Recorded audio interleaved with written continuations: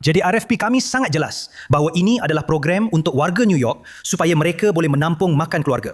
Bukan program untuk orang membuat keuntungan cepat melalui penjualan semula. Lelaki ini berbohong terus kepada kami. Dia sedang berkempen dan bercakap di televisyen tentang kedai runcit percumanya sekarang. Ingat, kedai itu memerlukan kad pengenalan. Dia dan Gabriel Hochul berbangga dengan apa yang mereka lakukan untuk penjagaan kanak-kanak. Walaupun sebenarnya ia menyusahkan semua warga kelas pekerja New York. Hanya untuk berada di sini bersama anda sekali lagi.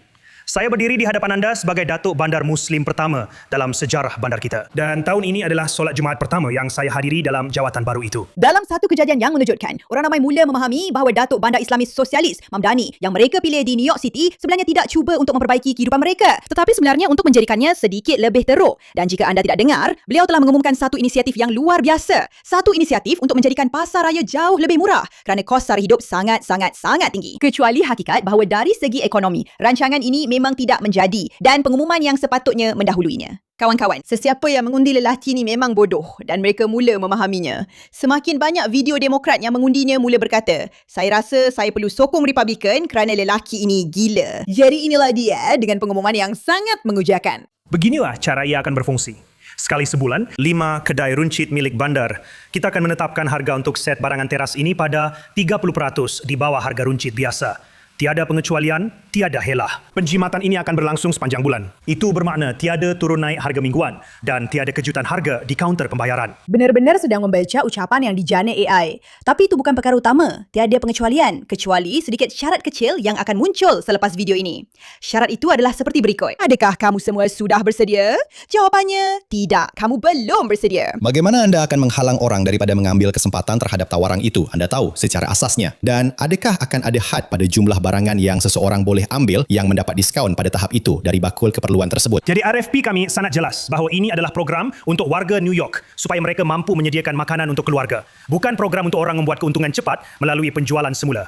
Saya akan serahkan kepada Ketua EDC kami, GPAC, untuk menambah beberapa butiran tambahan. Maksud saya, sudah tentu mereka tidak fikir tentang penjualan semula. Ia tidak masuk akal jika anda boleh membeli barang dengan diskaun 30% dan kemudian teruskan curi itu dari kedai dan kemudian jual dengan harga yang lebih tinggi. Tidak. Sosialisme berfungsi, kawan-kawan. Sudah tentu, jika mereka menawarkan barang secara percuma, wang itu muncul entah dari mana. Itulah caranya ia berfungsi. Tetapi ada satu lagi perkara. Dan ia lebih besar serta lebih penting. Dan ini sekali lagi menunjukkan bagaimana golongan sosialis ini menggunakan pembohongan, penjenamaan, ideologi hebat ini untuk menutup hakikat bahawa mereka hanya mahu mengawal anda. Ya, jika anda lihat pada RFP kami untuk pengendali, kami ingin memastikan bahawa kami menyasarkan warga New York, sama ada dalam bentuk seperti kad perpustakaan atau dan juga kami menguruskan siapa yang membeli dan ia memang tertumpu kepada warga New York biasa. Bagaimana mereka akan melakukannya? Bagaimana mereka akan memastikan bahawa ia benar-benar warga New York biasa semua? Bagaimana mereka akan memahaminya? Jadi kami memang mengambil berat tentang perkara itu dan sebab itu kami akan pastikan semua perkara yang diperlukan ada supaya perkara itu tidak berlaku. Bagaimana mereka akan melakukannya? Anda nak tahu bagaimana mereka akan melakukannya? Mereka akan meminta ID. Dan kenapa itu jadi isu besar? Dengar ini. Bagaimana anda akan mengelakkan orang daripada mengambil kesempatan terhadap tawaran itu? Anda tahu pada dasarnya. Dan adakah akan ada had pada jumlah barangan yang seseorang boleh ambil yang mendapat diskaun pada tahap itu daripada bakul keperluan tersebut? Jadi RFP kami sangat jelas bahawa ini adalah program untuk warga New York supaya mereka mampu menyediakan makanan untuk keluarga. Bukan program untuk orang membuat keuntungan cepat dengan menjual semula. Saya akan serahkan kepada Ketua EDC kami, GPAC, untuk menambah beberapa butiran tambahan. Ya, jika anda lihat pada RFP kami untuk pengendali, kami mengambil berat tentang perkara itu. Jadi kami akan pastikan semua langkah yang diperlukan diambil untuk memastikan perkara itu tidak berlaku. Semacam kad perpustakaan. Tanya tentang kad perpustakaan. Saya ada kad perpustakaan dan saya sebenarnya perlu guna kad pengenalan untuk dapatkan kad perpustakaan itu. Itu tak begitu inklusif, Mak Doni. Tapi fikirkan tentang itu sekejap. Ini adalah gerakan politik yang sama yang telah bertahun-tahun menjerit bahawa pengenalan pengundi adalah resis. Cukai pengundian. Satu serangan terhadap demokrasi. Orang-orang yang telah menyerang parti kita kerana mahu memastikan perkara-perkara yang hanya untuk rakyat Amerika atau hanya untuk orang Amerika, kini berkata ID itu cuma masuk akal. Tiba-tiba, kita perlu pastikan orang dari New Jersey atau Connecticut tidak mengambil kesempatan. Mereka akan periksa dokumen anda untuk memberi susu. Itulah sosialisme sebenar, kawan-kawan. Memeriksa dokumen anda untuk memastikan anda layak mendapat makanan yang kerajaan mahu agihkan kepada anda. Sekarang, jangan silap. Jika anda seorang rakyat Amerika yang kaya, mereka mungkin tidak akan benarkan anda masuk. Kenapa?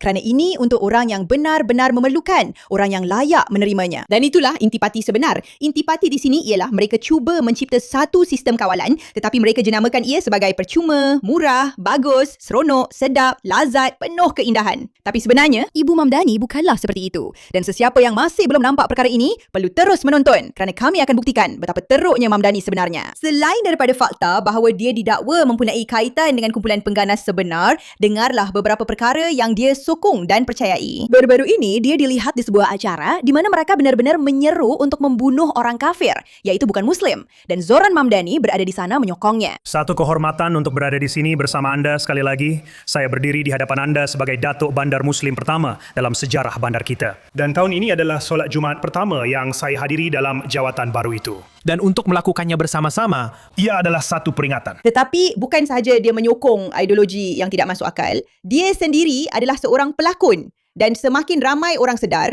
bahawa perkara-perkara yang dia perjuangkan, idea-idea ini, kempen-kempen yang hebat dan indah ini, mungkin sebenarnya tidaklah begitu hebat. Dengar apa yang dikatakan oleh lelaki ini yang kini mengundi Parti Republikan kerana Mamdani. Buat pertama kalinya, saya akan mengundi Parti Republikan kerana Datuk Bandar Mamdani. Dan saya rasa sangat mual. Sebagai seorang warga New York, saya sangat teruja dengan penjagaan kanak-kanak percuma yang mereka akan tawarkan kepada rakyat kelas pekerja. Datuk Bandar Mamdani berjanji kepada kami bahawa jika anda layak sebagai rakyat kelas pekerja, anda akan dapat penjagaan kanak-kanak untuk anak-anak anda. Tahu Dalam tak, kes ini, saya itu layak tidak kerana saya akan memperoleh berlaku. sekitar $100,000. Saya tak pasti, mungkin salah saya kerana percaya pada sosialisme. Tapi lelaki ini menipu kami terang-terangan. Dia sedang berkempen dan bercakap di televisyen tentang kedai runcit percuma miliknya sekarang. Yang mana, perlu diingat, memerlukan kad pengenalan. Dia dan Governor Hochul berbangga dengan apa yang mereka lakukan untuk penjagaan kanak-kanak. Walaupun sebenarnya ia menyusahkan semua golongan pekerja di New York. Lihat, pada asalnya, ini memang untuk orang yang sepatutnya bekerja lebih daripada 10 jam seminggu dan memperoleh lebih daripada $17 sejam. Dia telah membelanjakan semua dana bandar untuk jargon politik. Kedai runcit yang dikendalikan oleh bandar ini yang akan memusnahkan perniagaan kecil tempatan dan bodega milik pendatang telah menelan begitu banyak dana bandar sehingga kini mereka tidak lagi mempunyai dana yang mencukupi untuk penjagaan kanak-kanak. Jadi New York sungguh tidak lagi mengejutkan. mampu menawarkan penjagaan kanak-kanak. Kawan-kawan, tiada wang percuma. Jika anda mendapat sesuatu dengan harga lebih murah,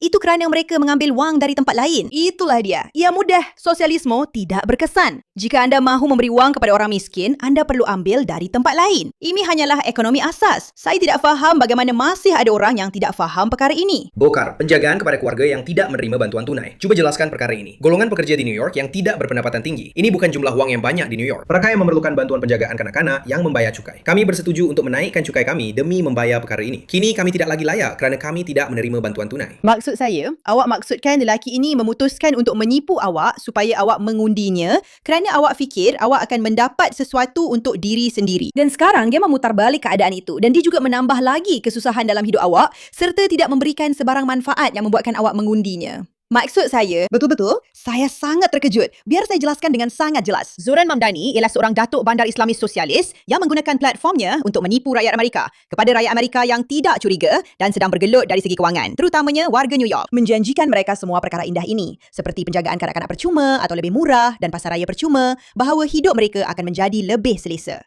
Dan untuk melakukannya, dia kini perlu mengenakan cukai kepada orang yang berpendapatan tinggi. Tetapi sekarang, setelah dia sedar bahawa dia tidak boleh melakukannya, atau sebenarnya dia tidak pernah merancang untuk melakukannya sendiri, dia kini bukan sahaja menaikkan cukai untuk kebanyakan warga New York, tetapi juga tidak dapat menyediakan dana untuk projek sebenar yang dia mahu lakukan. Jadi, sekarang bukan sahaja anda dikenakan cukai yang lebih tinggi, tetapi anda juga tidak mendapat sebarang subsidi yang anda inginkan. Dan anda mendapat pasaraya yang dikawal ID supaya mereka boleh menjejak setiap pergerakan anda. Itulah yang suka dilakukan sosialisme, sudah tentu. Mereka mahu memastikan mereka mengawal makanan anda supaya anda benar-benar bergantung kepada mereka. Ada sebabnya orang-orang ini mengundi Zoran Mamdani, Datuk Bandar Islamis yang baru-baru ini dilihat di satu acara meraihkan kematian orang kafir, iaitu orang yang tidak beriman adalah seseorang yang berbohong. Dia seorang pelakon dan dia semakin mendorong lebih ramai orang yang mengundinya untuk sedar bahawa tiada satu pun yang dijanjikannya benar-benar betul. Semuanya hanya satu kepura-puraan untuk mendapatkan kuasa. Dan sekarang dia sudah berkuasa, ia menjadi bermasalah. Maksud saya, dengarlah apa yang Scott Galloway katakan tentang perkara ini. Dan saya telah didedahkan maklumat pribadi saya. Anda telah didedahkan maklumat pribadi. Didedahkan maklumat pribadi. Ceritakan kepada saya. Jadi saya tak pasti sama ada anda sudah dengar atau belum, tapi Datuk Bandar Mamdani telah memutuskan untuk mengeluarkan senarai 950,000 kediaman beserta alamat dan nama yang mungkin layak untuk pieta terra tech beliau. Okey, jadi dia nak kenakan cukai, dia nak cukai orang kaya. Tapi bukan saja dia putuskan untuk cukai orang kaya, dia juga telah dedahkan nama-nama mereka kepada orang ramai supaya orang ramai boleh serang mereka dengan penuh semangat sebab mereka benci orang kaya. Mereka benci orang kaya. Dan sebenarnya, orang yang benci orang kaya, itu sebenarnya sebab mereka cemburu kerana mereka sendiri tidak kaya dan mereka mahu hidup dengan selesa dan terjamin. Jadi bila Zorn Mamdani datang dan berkata, jangan risau, orang-orang yang kamu benci itu, kita akan ambil duit mereka dan kita akan mudahkan hidup kamu. Orang pun setuju. Ya, itu memang hebat. Sehinggalah mereka sendiri kena doxed, sehinggalah faedah-faedah itu diambil daripada mereka. Sebab tahu tak, kerajaan sosialis sebenarnya tidak mahu menjaga kamu. Mereka hanya gunakan kebodohan kamu. Kebodohan kamu yang mereka boleh peralatkan untuk undi mereka supaya mereka boleh kekal berkuasa. Dan sekarang Scott Galloway menyesal kerana dia undi lelaki ini walaupun dia sokong cukai ke atas orang kaya. Kerana namanya kini tersebar dan dia sedang doxed oleh orang yang sama yang dia dakwa sebagai sebahagian daripada mereka. Saya menyokong cukai ini. Ini adalah definisinya. Dia telah mengambil sumber pendapatan cukai yang sah dan dia telah mengubahnya menjadi poster buruan. Itulah yang dilakukan oleh orang-orang ini. Tapi sekali lagi, ingat, Zoran Mamdani sentiasa seorang pelakon. Dia sentiasa seorang penipu. Tengok saja video ini ya. Ini ialah Zoran Mamdani. Dia sedang bertanding untuk menjadi Datuk Bandar New York. Beginilah suara dia biasanya. Kita berkumpul malam ini di bandar terkaya dalam negara, terkaya dalam sejarah dunia. Tetapi dalam satu temu bual di Afrika Selatan, dia kedengaran sedikit berbeza. Saya sebenarnya telah mencipta satu senarai main untuk Mira yang kebetulan adalah ibu saya. Anda tahu, nepotisme dan kerja keras memang membantu. Dan dalam satu temu bual dengan podcast Turki Amerika, Mamdani sekali lagi kedengaran berbeza. Terus terang dengan awak, Saudara Mansur, pada ketika ini, tidak ramai orang yang memikirkannya. Dan inilah Zoran semasa zaman beliau sebagai rapper. Awak tahu, ia sepatutnya sudah sampai lebih awal. Tapi jelajah dunia memang jelajah seluruh dunia. Sekali penipu, selamanya penipu. Sesiapa yang cukup bodoh untuk mengundinya perlu sedar bahawa ini bukan sekadar fenomena di New York. Ini adalah fenomena yang akan merebak ke seluruh Amerika. Naikkan seorang Islamis ke tampuk kuasa dengan menggunakan taktik sosialis yang membungkus pembohongan terang-terangan. Biarkan dia berbohong di mana-mana dengan pelbagai lohat, pelbagai idea yang sebenarnya dia takkan mampu laksanakan. Mendakwa bahawa dia boleh menangkap Perdana Menteri Israel yang jelas dia tak boleh lakukan. Mendakwa bahawa dia boleh menjadikan barangan runcit percuma yang dia tak mampu. Memberi penjagaan kanak-kanak percuma yang dia tak mampu. Dan sebagainya, dan sebagainya, dan sebagainya. Inilah yang menanti orang yang mengundi sosialisme. Dan sesiapa sahaja antara anda yang masih cukup naif untuk fikir saya salah tentang perkara ini, tolonglah, sudah tiba masanya untuk semak fakta anda. Terima kasih atas perhatian anda dan senyumlah.